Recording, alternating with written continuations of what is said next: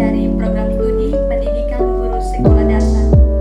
Saya dari kelompok 7. Dalam video ini, saya akan membahas makalah kelompok saya yang berjudul Tantangan Pendidikan Kewarganegaraan di Era Digital.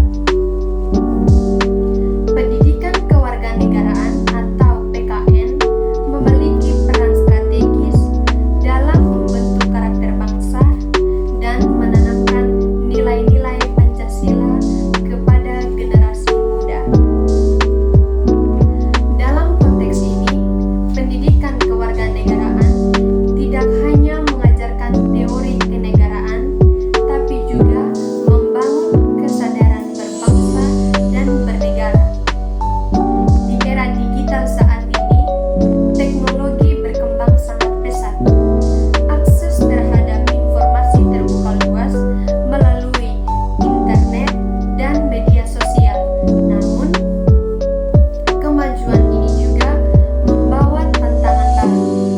Informasi yang salah atau hoax mudah menyebar, interaksi sosial berubah menjadi virtual, dan tidak semua masyarakat memiliki akses atau kemampuan untuk memanfaatkan teknologi secara bijak. Oleh karena itu, sangat penting bagi kita semua, khususnya pendidik atau mahasiswa, untuk memahami dan mengatasi tantangan-tantangan dalam pendidikan kewarganegaraan di era digital ini.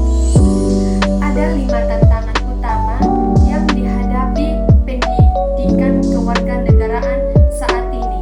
Yang pertama, misinformasi dan disinformasi. Di internet, siapapun bisa menyebarkan informasi tanpa filter. Banyak hoax atau informasi palsu tersebar luas, bahkan dipercaya oleh masyarakat. Hal ini bisa menyesatkan siswa atau mahasiswa dalam memahami nilai-nilai kewarganegaraan, demokrasi, dan kebangsaan. Oleh karena itu, guru pendidikan kewarganegaraan harus menjadi pemandu yang mampu menjelaskan mana informasi yang baik dan mana informasi yang dapat menyesatkan. Yang kedua, kesenjangan digital. Tidak semua siswa atau mahasiswa memiliki akses yang sama terhadap teknologi dan internet. Di daerah terpencil atau 3D, yang artinya tertinggal, terdepan, terluar, banyak siswa atau mahasiswa yang kesulitan mengikuti pembelajaran daring. Akibatnya, terjadi ketimpangan pembelajaran dan penanaman nilai-nilai kebangsaan yang tidak merata. Yang ketiga, rendahnya literasi digital. Banyak siswa atau mahasiswa, bahkan orang-orang dewasa, yang belum mampu memilih informasi dengan benar. Mereka mudah terprovokasi oleh konten yang tidak provokatif atau negatif. Literasi digital yang rendah membuat siswa atau mahasiswa kesulitan memahami konteks berita, etika online, dan hak serta kewajiban digital mereka. Yang keempat, polarisasi sosial dan radikalisasi daring. Media sosial sering menjadi tempat berkembangnya ujaran kebencian, polarisasi politik, hingga radikalisme. Isu-isu sensitif seperti agama, budaya, dan ras, dan politik bisa memecah belah jika tidak ditanggapi dengan bijak. Pendidikan kewarganegaraan di era digital harus mampu menanamkan nilai-nilai toleransi, kebinekaan, dan perdamaian secara aktif. Yang kelima,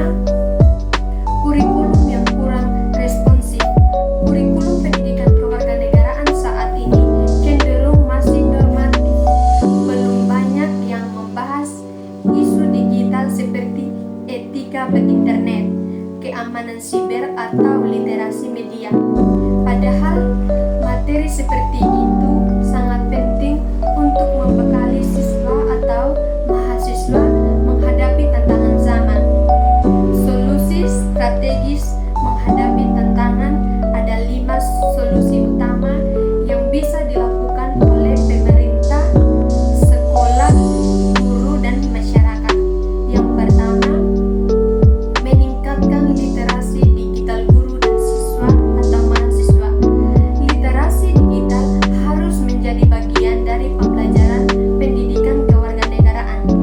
Guru perlu dilatih agar mampu mengajarkan siswa atau mahasiswa cara berpikir kritis terhadap informasi. Siswa atau mahasiswa juga harus diajarkan bagaimana cara memverifikasi berita, memahami etika bermedia sosial, dan menjadi warga digital yang bertanggung jawab. Yang kedua, pemerataan akses teknologi.